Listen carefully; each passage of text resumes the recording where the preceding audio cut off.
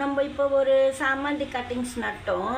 அப்போ என்ன செய்யணுன்னாக்கா, நோய் இல்லாமல் நல்லா வேர் பிடிச்சி நல்லா வளரணும் ஒரு கட்டிங்ஸ் வச்சா அப்படின்னா பாருங்கள், சாமந்தி கட்டிங்ஸ் பதியம் வச்சுருக்குறோம். இப்போ தான் இன்றைக்கி காலையில் வீடியோவில் தான் வச்சுருந்தேன் நான்.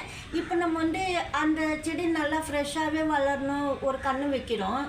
ஃப்ரெஷ்ஷாக வளரணும், சீக்கிரமாக வேர் பிடிக்கணுன்னா கூட நம்ம வந்து நோய் இல்லாத வளரணுன்னா பாருங்கள், இது போல் சாஃபு வாங்கி வச்சுக்கிட்டு நீங்கள் அதாவது நடும்போது நீங்கள் அதெல்லாம் பண்ண தேவையில்ல. வெறும் ப்ளைன் வாட்டர்லேயே போட்டு வச்சுட்டு எடுத்து நட்டுடலாம் கீழே.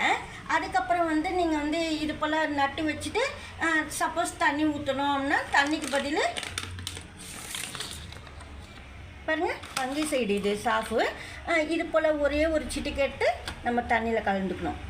பாருங்கள், இது போல் நீங்கள் சாஃபு வாங்கி வச்சுக்கிட்டு வேர் பிடிச்ச செடிக்கு மேலுக்கு ஸ்ப்ரே பண்ணலாம்.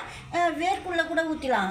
ஆனால் வேர்க்குள்ளே ஊற்றும்போது மேலுக்கு ஸ்ப்ரே பண்ணக்கூடாது. மேலுக்கு ஸ்ப்ரே பண்ணும்போது உள்ளுக்கு ஊற்றக்கூடாது, அதாவது பாட்டுக்குள்ளே. அது நான் சொல்லிக்கிறேன். ஏன்னா நம்ம வந்து அது போலலாம் ஒரே டைமுக்கு எல்லாமே செய்யக்கூடாது. அதுக்காக எப்போவுமே நம்ம ஒரு கட்டிங்ஸ் வைக்கிறோன்னா இது போல் செடி கிளைய நட்டுட்டு மண்ணுக்குள்ளே இது போல் சாஃப் ஃபங்கிசைடு வந்து நம்ம ஊற்றி விடணும். ரொம்பலாம் போடக்கூடாது அள்ளி அள்ளி, ஏன்னா இது வந்து ஒரு ஸ்மெல்லு வரும்.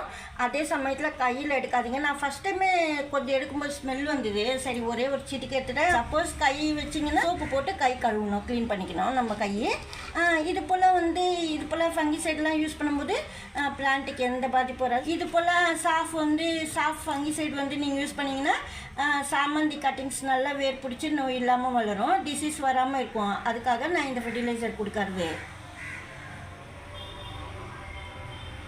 இந்த வீடியோவில் தான் பிடிச்சிருந்தா லைக் பண்ணுங்கள். நன்றி, தேங்க்யூ.